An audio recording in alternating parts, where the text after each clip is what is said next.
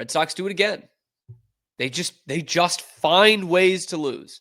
They love losing baseball games. It's incredible. I mean, I've been told I have commitment issues, and I would love to have the commitment to anything that the Red Sox have to losing baseball games and innovating ways to lose baseball games.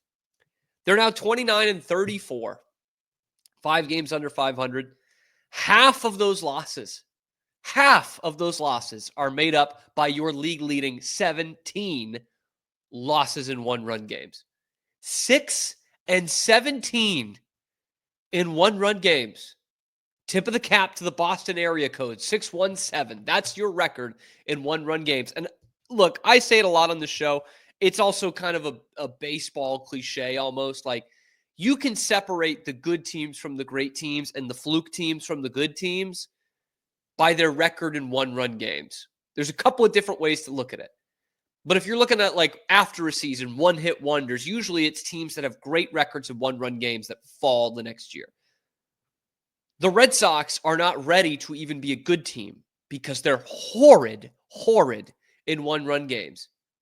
And they finally win a series. They win a series in Atlanta over the weekend. And it's like, okay, Atlanta was playing some good baseball. You go and take them on the road. You get an awesome, start from Garrett Crochet, your ace, on Sunday. Maybe this is back. After a 5-game losing streak, you nut up and you win a series. And then you lose one to the fucking Angels, man. If Mike Trout's dad blasted on the sheets instead of inside Mrs. Trout, could you name a single player on that team? Just one. I would struggle. I'd really struggle to name one. And yet they've taken back-to-back, and they go for the sweep on Wednesday afternoon of the Red Sox in Fenway. That's embarrassing, man. It's got to be embarrassing. That has to be the word at some point here. They don't do anything well. Nothing. Like, they don't pitch well outside of Garrett Crochet. They don't have a reliable bullpen. Aroldis Chapman's been good.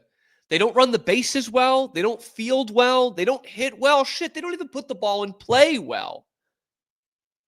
So when it's all bad, who do we turn to? In every other sport, it's the coach. In baseball, you have to look 5 different directions, but really, it's the manager. It's got to be the manager. When they can't win close baseball games, they don't do anything well. So then we turn to you, Alex Cora. What do you have to say after falling 5 games under 500 and haven't been able to string 2 wins together since late April? What do you have to say for yourself, Alex Cora? How much are these close losses, eating at you and frustrating you? I mean, we keep making the same mistakes. We're not getting better. At one point, it has to be on me, I guess, right? I'm the manager, so I got to keep pushing them to be better. They're not getting better. They're not. We keep making them the same mistakes. I'll be very honest about it, very open about it.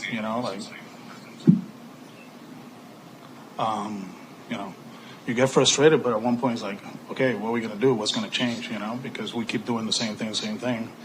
We can keep talking about one-run losses.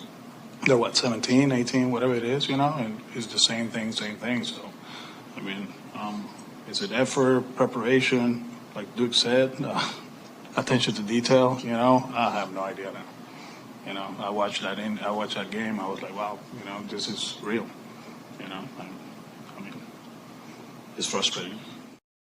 Does that sound like your leader? Does that sound like a guy that this Red Sox team is really going to rally around the rest of the season? Well, at some point, it's got to fall to me. No shit. You're the manager. Of course it's got to fall to you. That's your job. That's what you signed an extension for.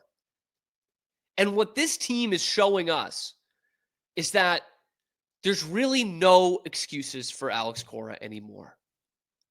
Not one.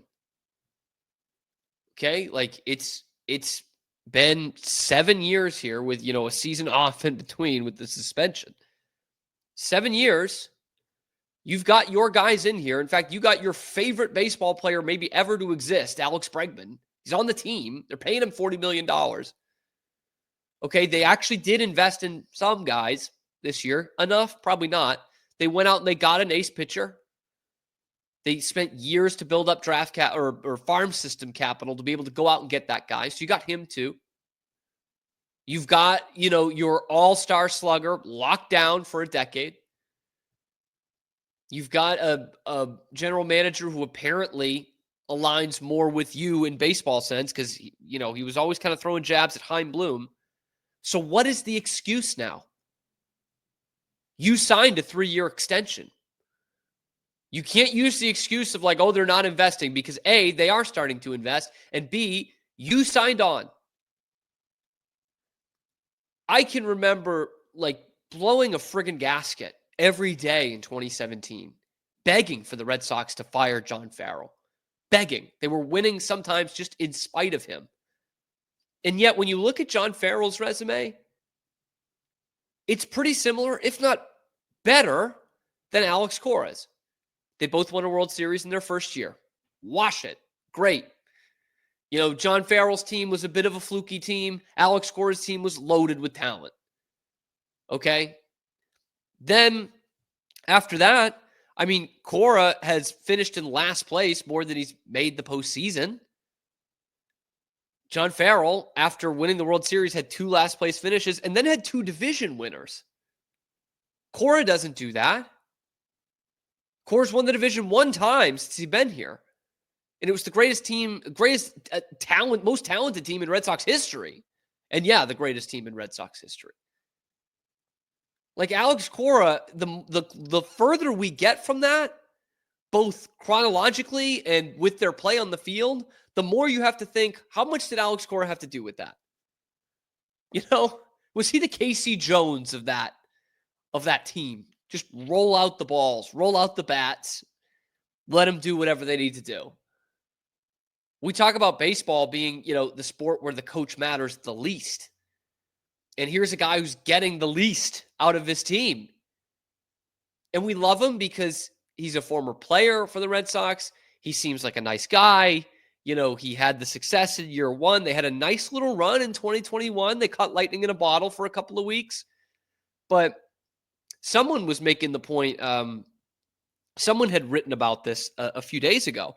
But in 2021, we've got to remember, that was a good team. They were in first place at the All-Star break. And then they kind of failed upwards into the playoffs. Remember, they were blowing games against the Orioles the last week of the season. They needed to win on the final day against one of the worst teams in baseball, the Washington Nationals, just to get into a 1-game playoff, the wild card game. And they needed a comeback win in that. They needed 2 runs in the 9th to beat one of the worst teams in the league. So it's not like they were a buzzsaw in 2021. They were mediocre at best the last 2 months of the season. They had a good week and a half that got them a 2-1 series lead in the ALCS, and they were 2 wins away from the World Series. Can't take that away from them, but you don't hang banners for that. You don't keep your job based on that. You saw it there. They've got the most 1-run losses in the majors. They've got the most extra innings losses in the majors. They can't play any kind of fundamental baseball. Every night it's something new. It's Abraham Toro getting thrown out at the plate by 10 fucking feet last night.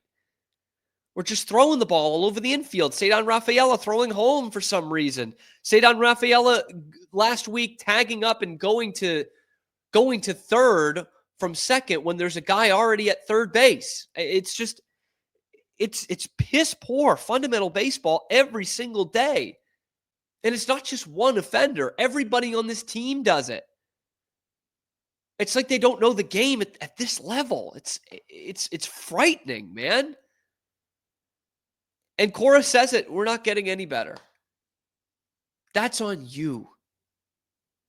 In any walk of life, that is on a manager, an advisor, a head of a team. When the team, in any sense, business or little league or, I don't know, a classroom, if it's not getting any better, that's on you. If you're telling them the same things all the time, allegedly, and they don't get better at it, that's on you. And when do we as Red Sox fans just say, we're sick of this? This year was supposed to be different. There's really no way that the Red Sox can spin it to their fans that, oh, we were ahead of schedule, or, well, if this thing didn't go wrong. It's like, no, man. Things were starting to fall off the rails before Bregman got hurt.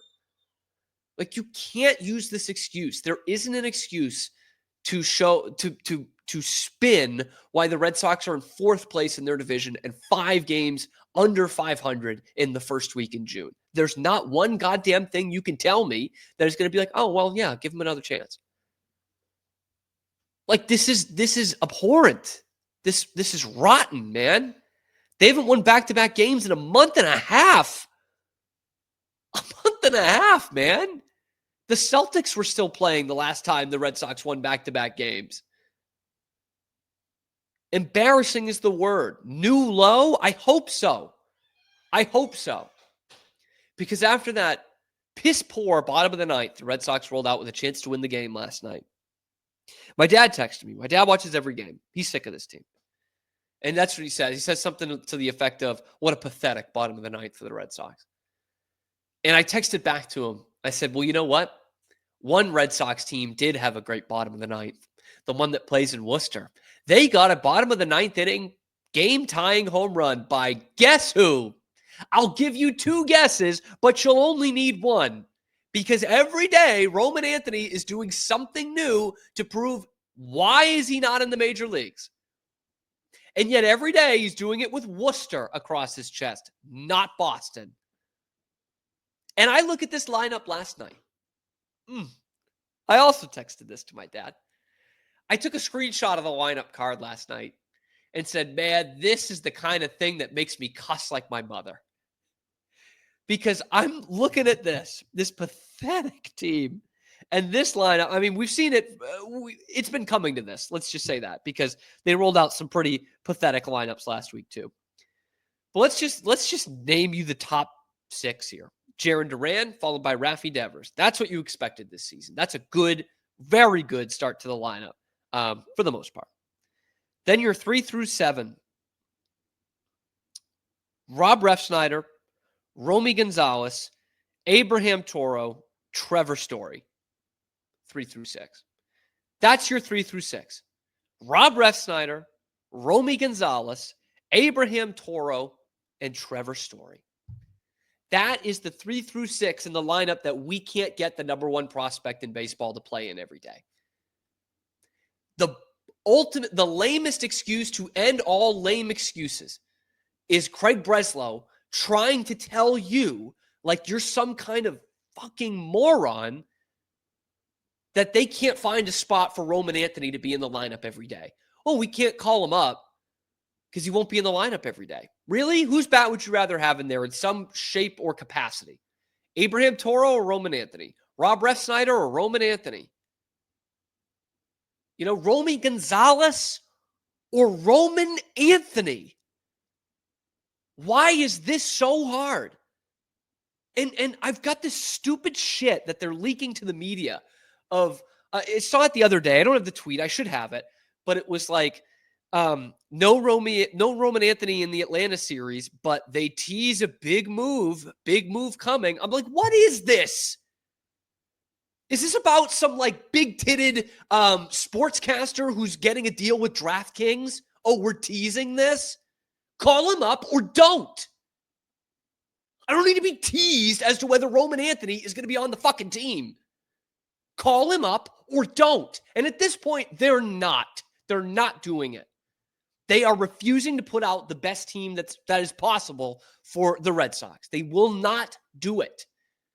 It is pretty clear that under no circumstances, unless 3 friggin' outfielders get hurt, they will not call up Roman Anthony. And again, they think you're stupid. They think you're a stupid fan base. They think you, the fan, are just dumb as rocks by telling you these excuses. A, that we can't get Roman Anthony in the lineup every day. And B, we don't want people to think he's going to be our savior. Because I'll spare you the suspense here.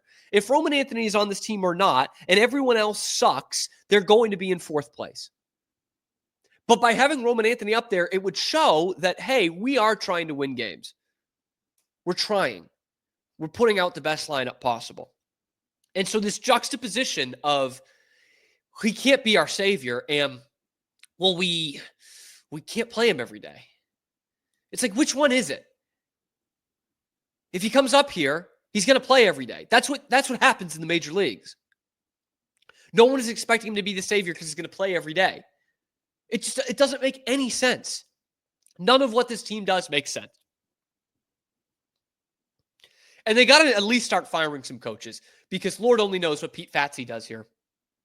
That team, I don't know what kind of philosophy it is to just not come in contact with the baseball, but I think he might be ahead of his time. I don't think it works in Major League Baseball right now. I don't think that's a good strategy. Not putting the ball in play. Maybe there's some big brain thing I haven't figured out yet, but not putting the ball in play usually doesn't help your cause. And that's what the Red Sox love to do. Unproductive outs. If they track that, they would absolutely unequivocally lead the majors in that.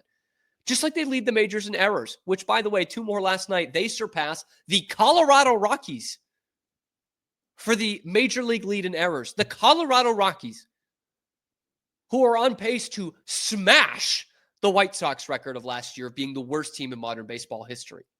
That team has less errors than you. That team's more sound defensively than you are. Like, how embarrassing does it need to get? What more records do they need to set here? For someone to just be like, we got to change. This has to change. We can't keep going on with this. Alex Cora was on borrowed time. The time is done, man. He's worse than John Farrell, and we were all ready to run John Farrell out of town the entirety of that 2017 season. And yet, oh yeah, it's Alex Cora. It's great. It's all great. This team's going nowhere. Nowhere.